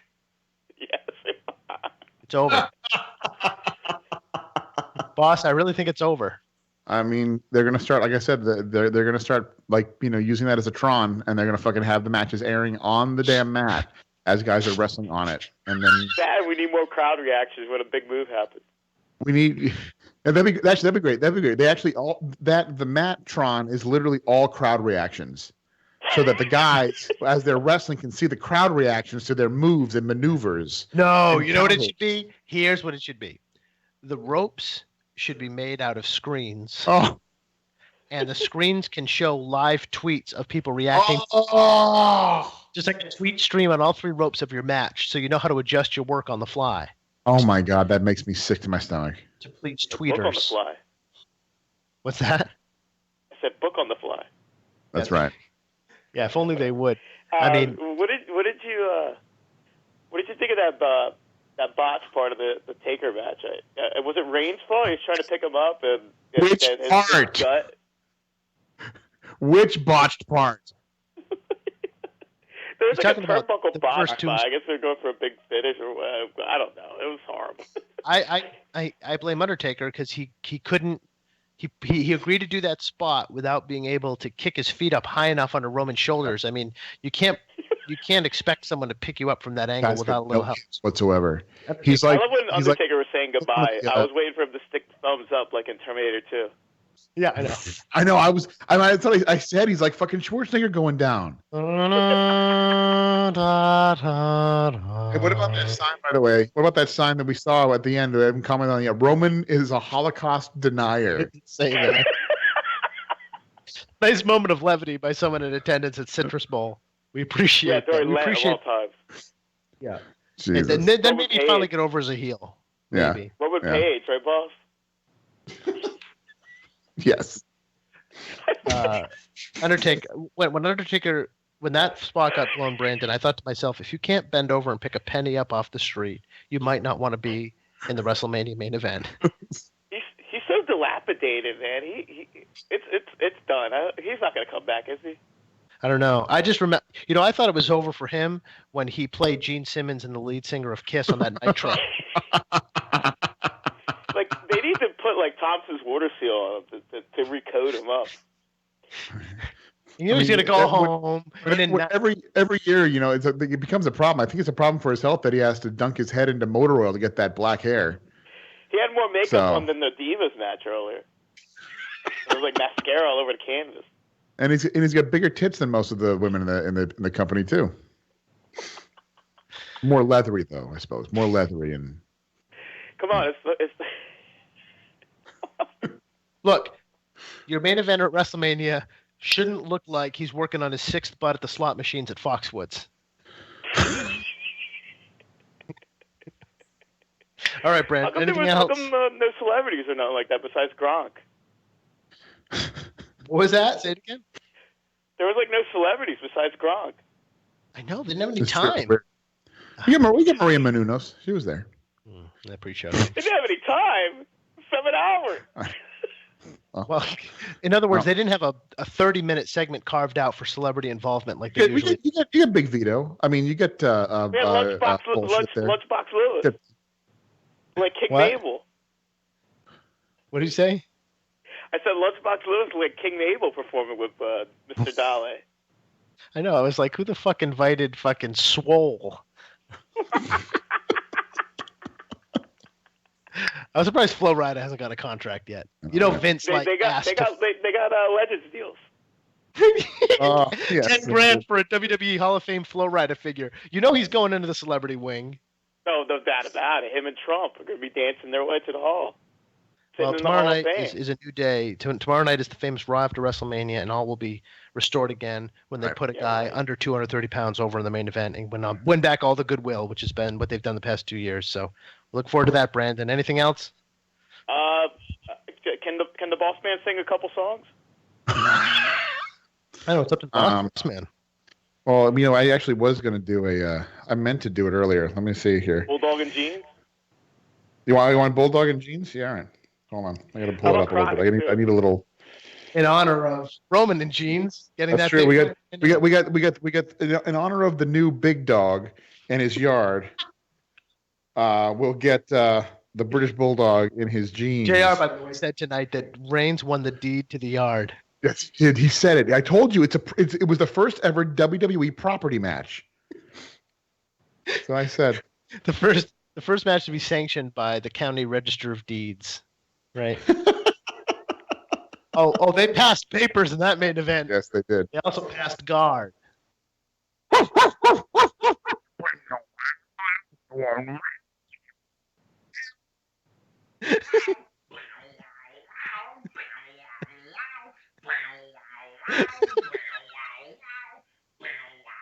Yes, boss.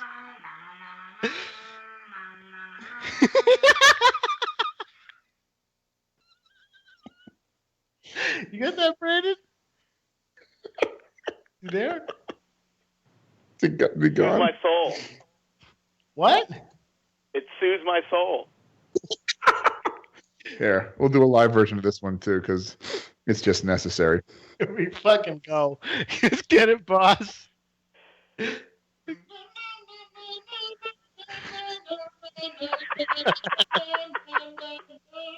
Let's salute a true legend on WrestleMania night. Give it to him. Amen to that.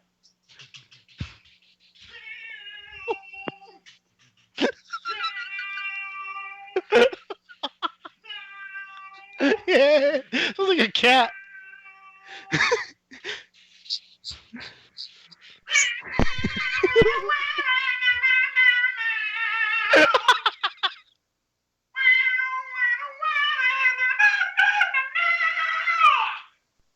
He's so loud. He's so loud that his microphone's not working, so it's coming out of your microphone, Jack, which makes it sound like a cat in the background. Trust me, sounds like a cat anyway. Oh shit, my eyes are burning. All right, Brandon. See how fucking YouTube like that shit.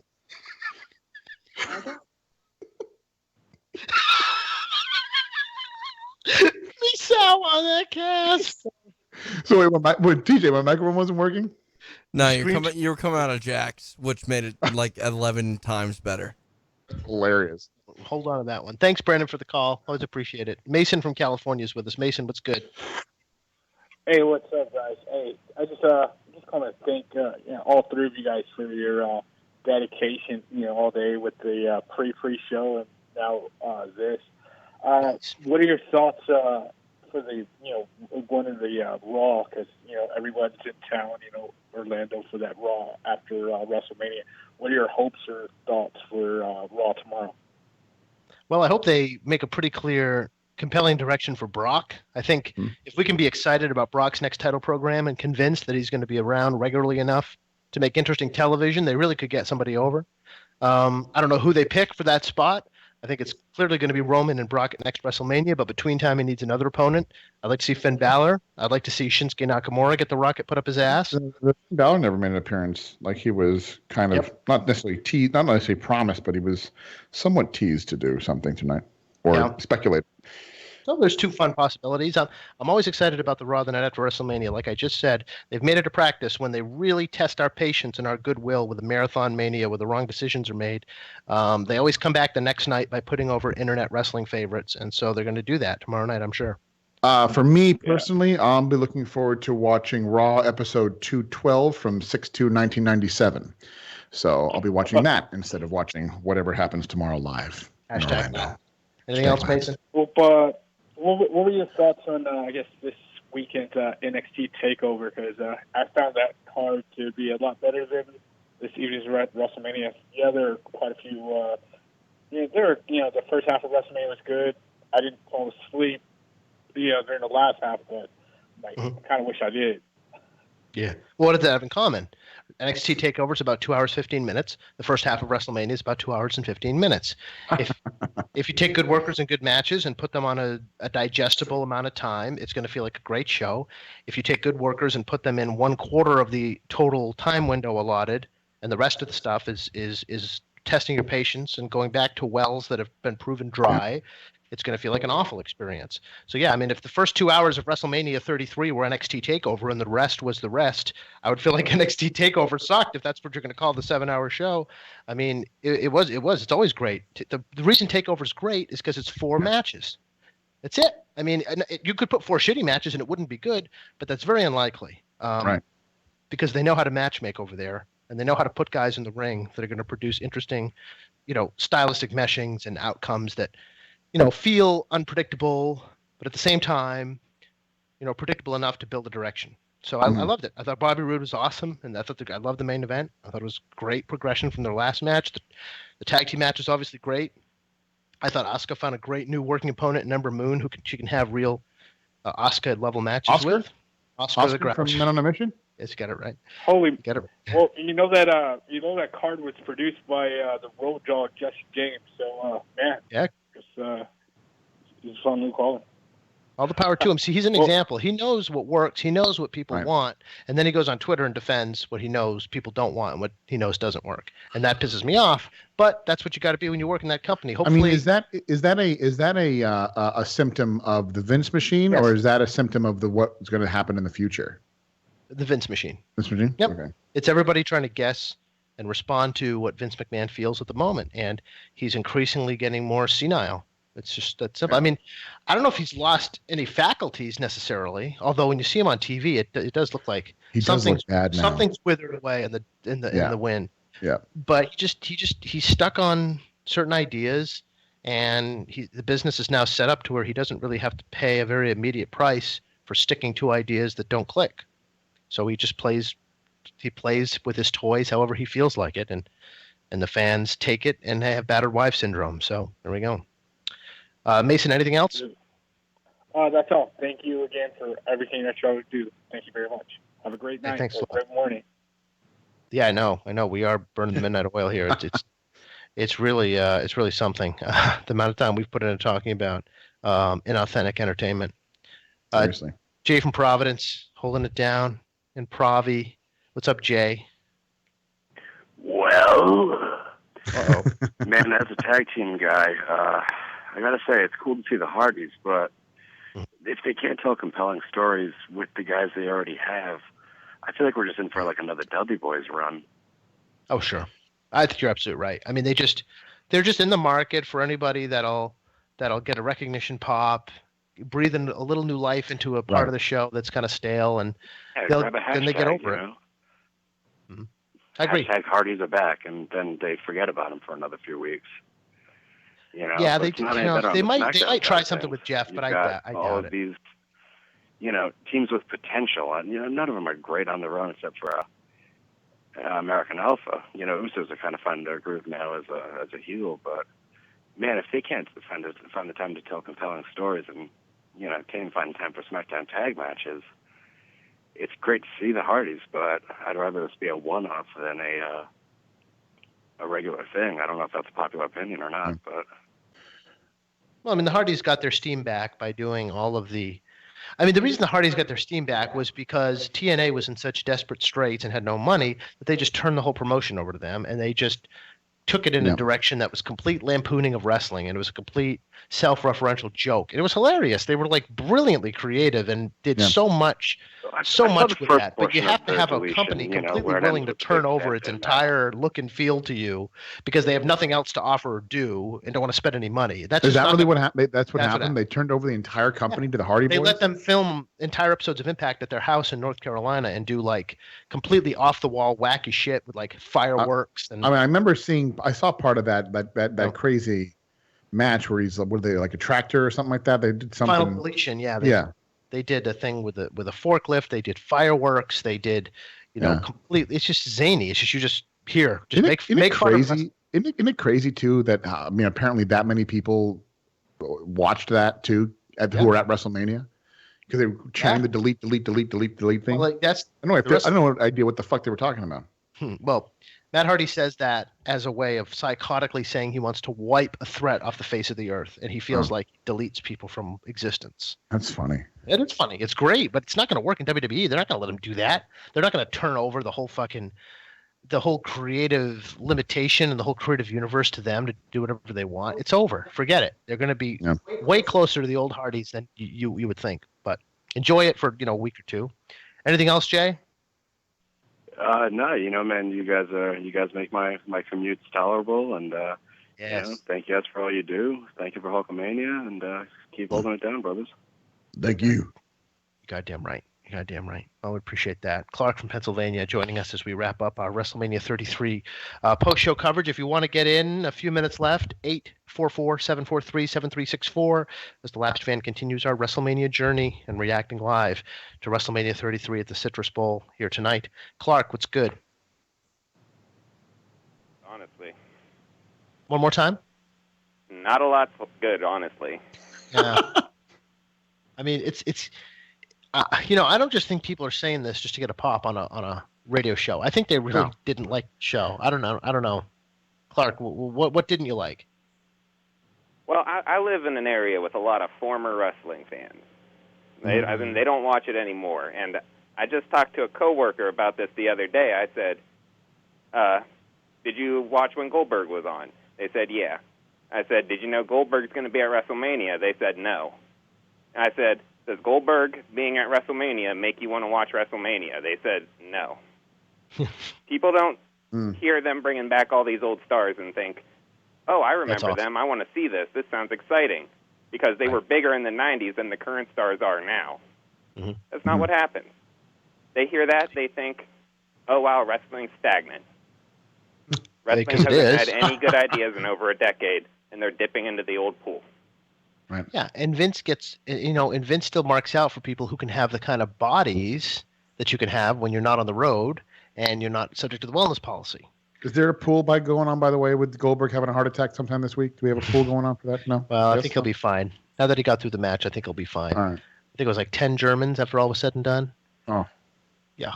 But, kudos to him. He made me care. He pulled the match off. But I think your point is a good one, Clark, in that, look, when Goldberg came back, it did pop a rating. He did do something almost no one else can do, move numbers in a demonstrable way, and stay over through Survivor Series.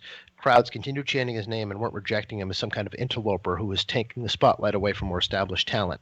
But until they get over this feeling that when push comes to shove, we're going to play this card to make a show feel big and actually take the risk of having a WrestleMania that doesn't feel like it has these over-the-top stars and letting the guys they have for the next 5-10 years feel like stars of that level and presenting them that way with no frills, with nobody else stuffed into the picture for 20 minutes a pop.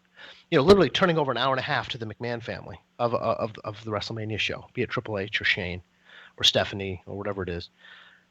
They're not going to feel like they've got hands that they can play because they've never seen guys in that big a context. They were forced to do it in 96 and 97 when their backs were against the wall, and they pulled the trigger, and by WrestleMania 14, everybody felt red hot, and everyone they featured on WrestleMania 14 was nobody the year before in terms of that's, carrying a card. That's what you got to do. But they don't have their backs against the wall. They don't have a gun to their head. They're not forced to reinvent themselves to survive. And so this is what we're going to get is this strange mix of what makes them feel comfortable and what to them feels like guys who haven't arrived yet getting the rub. It's like, look, Bray should already be there. Reigns should already, if he's going to be the guy, he should already be past the proving stage point. We should already care more than we do about Seth. They're just not bringing guys along the right What did I say before? Bray Wyatt hasn't won a WrestleMania match since he joined the company. He lost at 30. He lost at 31. 32, he was hardly there. And he lost this year. Like, how the fuck are you supposed to rally behind these guys or even believe that they're killers when you don't even let them win at the big dance? 32 was embarrassing for Bray. Yeah. I mean, actually, I shouldn't say anything because I wasn't there. I was asleep. So, like I said, I can't. Well, he said 32 was embarrassing for Bray. Oh, 32 was, yes, 32. Yeah. 32 was awful. It was extremely embarrassing. Sure. I mean, they all were. Like, I mean, Cena had no business beating Bray at WrestleMania 30. That was a perfect moment to make Bray a huge star. And it was such a disappointment when Cena got the win. It was ridiculous. Yeah. And it's been downhill since then. Lost to Taker the year after, like fucking A. Anything else, Clark? Well, I feel like a lot of that initial Goldberg returns excitement came from people already being sick of Brock Lesnar. They just wanted to see somebody kick his ass because they never gave the Brock Lesnar rub to any of the younger guys. So what did they do? They had the Undertaker streak, and instead of giving that to somebody young, they gave that to Brock Lesnar, and that's fine. Undertaker was getting too old to really have a great match to hand it off to somebody. I could understand why they did that, but then instead of having Brock Lesnar eventually give it to a younger guy, he just ran through a lot of the roster. And then he gave it to Goldberg. And then Goldberg. Well, the plan was always, Kevin in fairness, Owens the plan was always Reigns. I mean, gave it back to Brock Lesnar.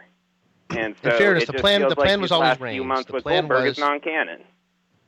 The plan was for Goldberg, for Lesnar to beat Undertaker, and then go on to take the championship in August from Daniel Bryan, and then to lose it to Roman Reigns at WrestleMania 31 and make Roman Reigns. By the time they got there, Bryan had fallen off due to injury. Cena got the belt. He killed Cena. They get to WrestleMania, and people are not happy with Roman Reigns. It would have been a disaster if they put him over at WrestleMania 31.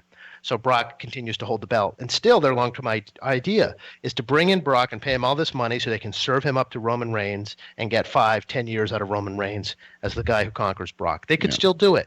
And they're putting all their equity in that basket despite all of the evidence and signs telling them to go in a different direction. But they were trying to do just that with Brock. I think just circumstances dictated. That's why it's so important to protect your credibility and your sense of believability as a character in wrestling. Because even when those things didn't work out as planned, Brock was still sitting pretty. He was still the guy they had to go to. And he will continue to be. I feel like the main title scene has become listless while we wait for them to finally get Roman Reigns over. Yeah. It's you're nothing. gonna have to... Like, as a Kevin Owens fan, I thought him losing the Universal title was the best thing that ever happened to him, because then they were never going to let Jericho fight for the Universal title. They were never going to let him have a match with Neville for the Universal title when Kevin Owens versus Neville on NXT was some of his best work. Like, the guys I want to see Kevin Owens fight were never going to be in that main title picture, so why would I, as a Kevin Owens fan, want Kevin Owens in the main title scene? I want him to have the USA belt. I want him to have matches with Cesaro and Sheamus. Yeah, I understand. If you want to see him have great matches, then that's a smart play. But he should be defending the championship at WrestleMania because he is the short-term future of the company, not the past, and he needs to be featured in a context that makes him feel big. The way to belong at the top is to be on the top. Yep. Matt from Portland closes us out here on the Lapsed Fans WrestleMania 33 post-fight coverage. Matt, what's good? Hey, what's up, guys? Not much. Just wanted to say, I mean, I actually really love the show, but I have to be honest, I've been drinking a lot tonight, so that might have a little something to do with it. I'm glad you did enjoy it. I don't see how you did, but if you pulled it off, all the power to you. I'm not going to hate. Yeah, I mean, besides the Randy Orton-Bray Wyatt match, which I absolutely hated, that was just ridiculous. Everything else, I was just, whatever. It didn't bother me. I particularly liked Owens versus Jericho. I thought that was a great match. It was pretty damn good. It was. Well, hey, why not close out on a positive note, boss? Hey, I'm with that. We've certainly put enough negative energy into the universe here on a one-of-a-kind WrestleMania day here in 2017. One thing we haven't really talked about, there are a couple things we haven't really talked about. Number one, the proposal, the John Cena proposal. I know, we didn't talk about it. Like, what the fuck? It was what it was going to be. That's what they were planning on doing, and they think it's a moment. It'll probably be on Total Divas. It's for a totally different audience, it seems like, that whole deal. I mean, I'll say Randy Liz, it was not. Randy Liz at WrestleMania 7, it was not. Oh, my God, no. Absolutely not. And so much for The Miz. He does all this great promo work. And then John's going to go do a movie, and Miz is going to be back wrestling Dean Ambrose, I'm sure.